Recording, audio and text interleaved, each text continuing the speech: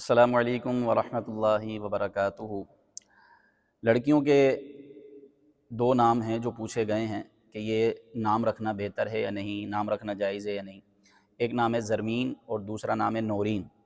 تو زرمین کا مطلب پہلے سن لیں، پھر اس کے بعد میں نورین کا مطلب بتاتا ہوں۔ زرمین یہ فارسی زبان کا لفظ ہے، زرمین زا سے، فارسی لغت میں فارسی زبان کا لفظ ہے۔ اس کا مطلب ہے دولت والی، پیسوں والی، مال والی۔ یہ زرمین کا مطلب آتا ہے، زرمین یعنی مال والی، دولت والی، پیسوں والی۔ تو اللہ نصیب کرے۔ دوسرا نام ہے نورین۔ نورین اصل میں یہ ہے نورین، یہ اصل میں تھا، یہ عربی زبان کا لفظ ہے، اس کا مطلب تھا یہ صحیح تلفظ اس کا تھا نورین۔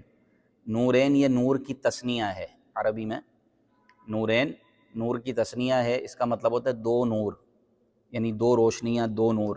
لیکن پھر یہ اردو میں بگڑ کے نورین سے نورین ہو گیا، نورین۔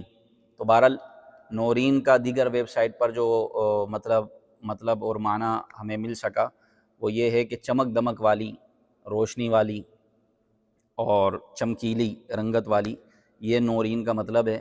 تو زرمین کا مطلب مال والی، دولت والی، پیسے والی، اور نورین کا مطلب ہے روشنی والی، چمک دمک والی۔ تو یہ دو نام معنی کے اعتبار سے رکھنا بہتر ہیں، جائز ہیں۔